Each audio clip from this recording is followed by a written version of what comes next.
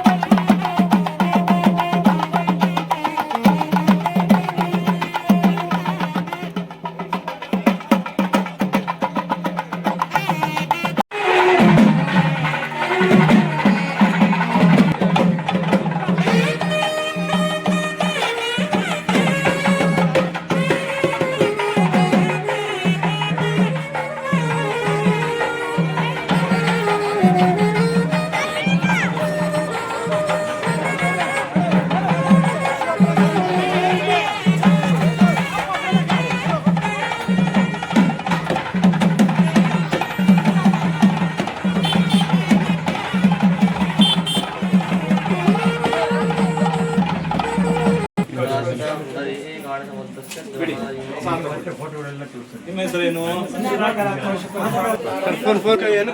అంత ముందుకు వచ్చేస్తారు. ప్రతి వర్షం కలుస్తారు.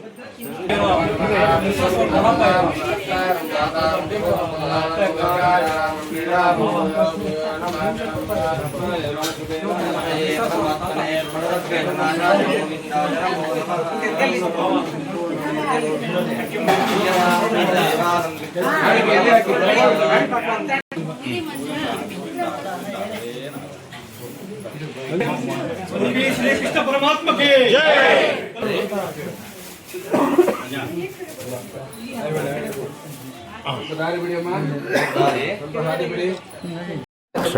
ಎಲ್ಲರಿಗೂ ನಮಸ್ಕಾರ. ನನ್ನ ಹೆಸರು ಮಂಜುನಾಥ್ ಅಂತ, ತಾಲೂಕು ಬ್ರಾಹ್ಮಣ ಯುವಕ ಸಂಘದ ಕಾರ್ಯದರ್ಶಿ. ಈ ಶಿಡ್ಲಘಟ್ಟಕ್ಕೆ 1979ರಲ್ಲಿ ಪೇಜಾವರ ವಿಶ್ವೇಶತೀರ್ಥ ಸ್ವಾಮೀಜಿಗಳು ಇಲ್ಲಿಗೆ ಆಗಮಿಸಿ ರಾಘವೇಂದ್ರ ಸ್ವಾಮಿ ಮಠದ ಶಿಲಾನ್ಯಾಸ ನೆರವೇರಿಸಿರ್ತಾರೆ. ಆವತ್ತಿಂದ 47 ವರ್ಷಗಳ ನಂತರ ನಮ್ಮ ಶಿಡ್ಲಘಟ್ಟಕ್ಕೆ ಶ್ರೀ ವಿಶ್ವಪ್ರಸನ್ನ ತೀರ್ಥ ಶ್ರೀಪಾದಂಗಳವರು ಇಂದು ಆಗಮಿಸುತ್ತಿದ್ದಾರೆ. ಇವರನ್ನು ಶಿಡ್ಲಘಟ್ಟಕ್ಕೆ ಆಹ್ವಾನಿಸಿ 6 ತಿಂಗಳಿಂದ ನಾವು ಕಾಯ್ತಾ ಇದ್ವಿ ದಿನಾಂಕಕ್ಕೋಸ್ಕರ. ಇಂದು ಈ ಸುದಿನ ಸಿಕ್ಕಿದೆ ನಮಗೆ. ಈ ಸುದಿನ ನಮ್ಮ ಶಿಡ್ಲಘಟ್ಟ ನಗರಕ್ಕೆ ಆಗಮಿಸಿ ನಮ್ಮ ಭಕ್ತರ ಪಾದಪೂಜೆಯನ್ನು ಸ್ವೀಕರಿಸಿ ಮುಖ್ಯವಾಗಿ ಇಲ್ಲಿ ಸಂಸ್ಥಾನ ಪೂಜೆಯನ್ನು ನೆರವೇರಿಸುತ್ತಿದ್ದಾರೆ. ಆ ಸಂಸ್ಥಾನ ಪೂಜೆಯನ್ನು ನೋಡೋದೇ ಒಂದು ಸೌಭಾಗ್ಯ. ಈ ಸೌಭಾಗ್ಯ ನೋಡೋದು ಶಿಡ್ಲಘಟ್ಟ ಪ್ರಜೆಗಳ ಒಂದು ಅದೃಷ್ಟ ಅಂತ ಭಾವಿಸ್ತೀವಿ. ಈ ಕಾರ್ಯಕ್ರಮಕ್ಕೆ ಆಗಮಿಸಿರುವ ವಿಶ್ವೇಶತೀರ್ಥ ಶ್ರೀಪಾದಂಗಳವರಿಗೆ ನಾನು ಶಿರಸಾ ನಮಿಸುತ್ತಾ ನನ್ನ ಮಾತುಗಳನ್ನು ಮುಗಿಸ್ತಾ ಇದ್ದೀನಿ. 47 ವರ್ಷಗಳ ನಂತರ. ಹೌದು, 47 ವರ್ಷಗಳ ನಂತರ ಬರ್ತಾ ಇದ್ದಾರೆ. ವಿಶೇಷತೆ ಏನು?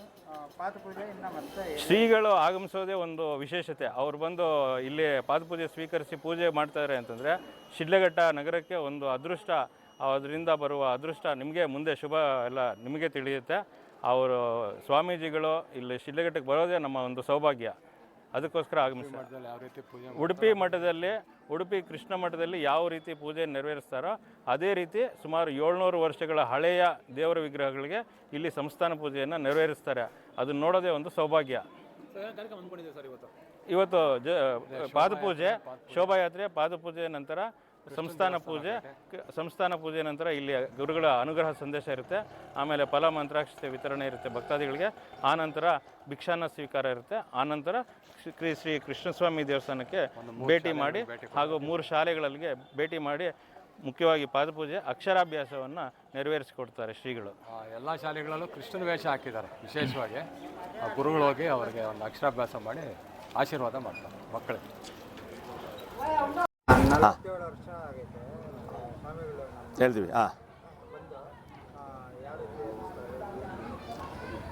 ಶ್ರೀ ಗುರುಭ್ಯೋ ನಮಃ. ಹರಿ ಓಂ. ಶಂಕರಂ ಶಂಕರಾಚಾರ್ಯಂ ಕೇಶವಂ ಬಾದರಾಯಣಂ ಸೂತ್ರಭಾಷಕೃತಂ ವಂದೇ ಭಗವಂತೋ ಪುನಃ ಪುನಃ. ಇದನ್ನು ನಮ್ಮ ಶಿಡ್ಲಘಟ್ಟದ ಸುದಿನ ಅಂತ ಹೇಳಬೇಕು. 47 ವರ್ಷಗಳ ನಂತರ ನಮ್ಮ ಪೇಜಾವರದ ವಿಶ್ವಪ್ರಸನ್ನ ಮಹಾಸ್ವಾಮಿಗಳು ಈ ನಮ್ಮ ಶಿಡ್ಲಘಟ್ಟಕ್ಕೆ ಆಗಮಿಸಿದ್ದಾರೆ. ವಿಶೇಷವಾಗಿ ಅವರಿಗೆ ಪೂರ್ಣಕುಂಭ ಸ್ವಾಗತ ಮತ್ತು ನಮ್ಮ ಪೌರವಿಕ ಆಗಮಿಕ ವಿಶ್ವಸ್ತ ಮಂಡಳಿಯಿಂದ ಸ್ವಾಗತವನ್ನು ಕೋರಿ ವೇದಘೋಷದೊಂದಿಗೆ ಪೂರ್ಣಕುಂಭ ಸ್ವಾಗತವನ್ನು ಮಾಡಿ ನಮ್ಮ ವಿಶೇಷವಾಗಿ ಇವತ್ತು ಬಿಜೆಪಿಯ ಸೇವಾ ಸೌಧಕ್ಕೆ ಅನಿರೀಕ್ಷಿತವಾಗಿ ಭೇಟಿ ನೀಡಿ ಅಲ್ಲಿ ಎಲ್ಲವನ್ನು ಆಶೀರ್ವಾದ ಮಾಡಿ ಗುರುಗಳು ಮತ್ತು ನಮ್ಮ ರಾಘವೇಂದ್ರ ಸ್ವಾಮಿ ಮಠಕ್ಕೆ ಬಂದು ಎಲ್ಲ ಒಂದು ಭಕ್ತರ ಒಂದು ಕಾಣಿಕೆಗಳನ್ನು ಸ್ವೀಕರಿಸಿ ಅವರಿಗೆ ಆಶೀರ್ವಾದವನ್ನು ಕೊಟ್ಟು ಪಾದಪೂಜೆ ನೆರವೇರಿಸ್ತಾ ಇದ್ದಾರೆ. ನಂತರ ಸ್ವಾಮಿಗಳಿಂದ ಆಶೀರ್ವಚನ ಇರುತ್ತೆ. ಈ ದಿನ ನಮ್ಮ ಶಿಡ್ಲಘಟ್ಟದ ಎಲ್ಲ ಜನಕ್ಕೂ ಆ ಗುರುಗಳ ಆಶೀರ್ವಾದ ಸದಾ ಸಿಗುತ್ತೆ. ಸರ್ವೇ ಜನ ಸುಖಿನೋ ಭವಂತು, ಸಮಸ್ತ ಸನ್ಮಂಗಳಾನಿ ಭವಂತು.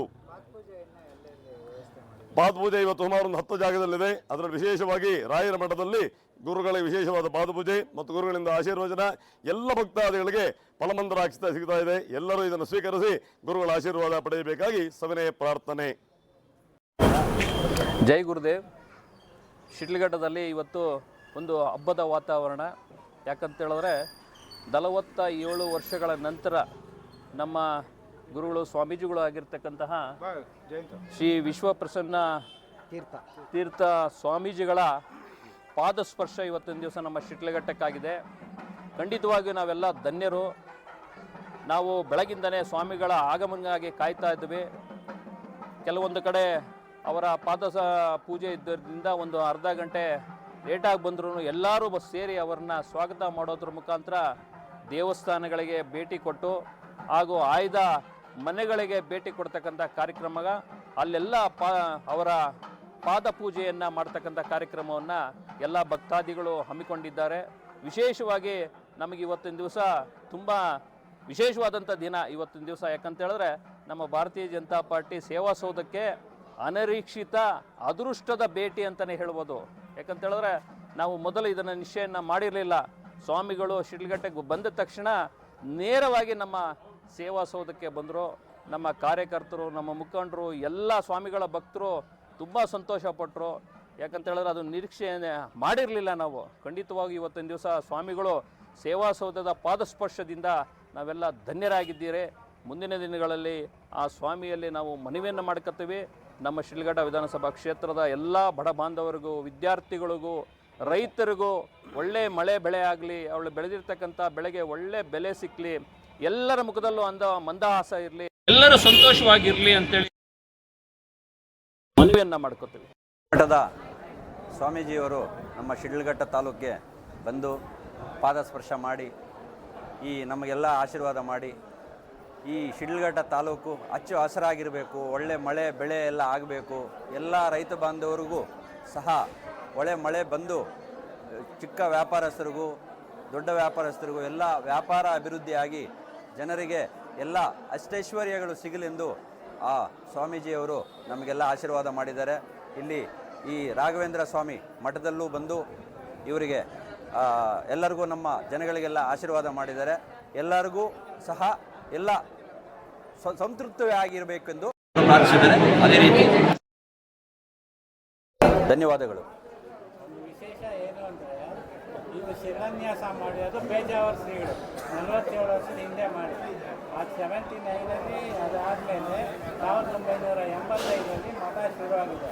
40 ವರ್ಷದಿಂದ ಸತತವಾಗಿ ಒಂದು ದಿವಸನೂ ಪೂಜೆ ನಿಂತಿಲ್ಲ.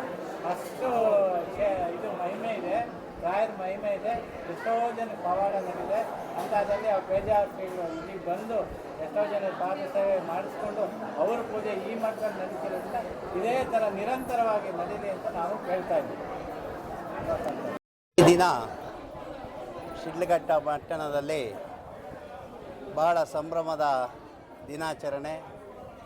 ಉಡುಪಿಯ 1008ನೇ ವಿಶ್ವ ಪ್ರಸನ್ನ ತೀರ್ಥ ಸ್ವಾಮಿಯರ ಸಾನ್ನಿಧ್ಯ, ಅವರ ಪಾದಸ್ಪರ್ಶ ಈ ಶಿಡ್ಲಘಟ್ಟ ಪಟ್ಟಣದಲ್ಲಿ ಮತ್ತು ನಮ್ಮ ರಾಘವೇಂದ್ರ ಸ್ವಾಮಿ ಮಠದಲ್ಲಿ ಆಗಮಿಸಿ ವಿಶೇಷ ಪೂಜೆಯನ್ನು ಮಾಡಿ ಮತ್ತು ಭಕ್ತಾದಿಗಳ ಮನೆಗೆ ಹೋಗಿ ಪಾದಪೂಜೆಯನ್ನು ಎಲ್ಲರಿಗೂ ಆಶೀರ್ವಾದ ಮಾಡಿರುತ್ತಾರೆ. ಎಲ್ಲ ಶಿಡ್ಲಘಟ್ಟದ ಪಟ್ಟಣದ ಎಲ್ಲ ಪ್ರಜೆಗಳಿಗೂ, ಸಮಸ್ತ ಜನತೆಗೂ ಆರೋಗ್ಯ, ಭಾಗ್ಯ, ಐಶ್ವರ್ಯ ಮತ್ತು ಕಾಲಕಾಲಕ್ಕೆ ಮಳೆ ಬೆಳೆ ಆಗಲಿ ಅಂತ ಆಶೀರ್ವಾದ ಮಾಡಿದ್ದಾರೆ. ಅವರಿಗೆ ನಮ್ಮ ಅನಂತ ಕೋಟಿ ಧನ್ಯವಾದಗಳು.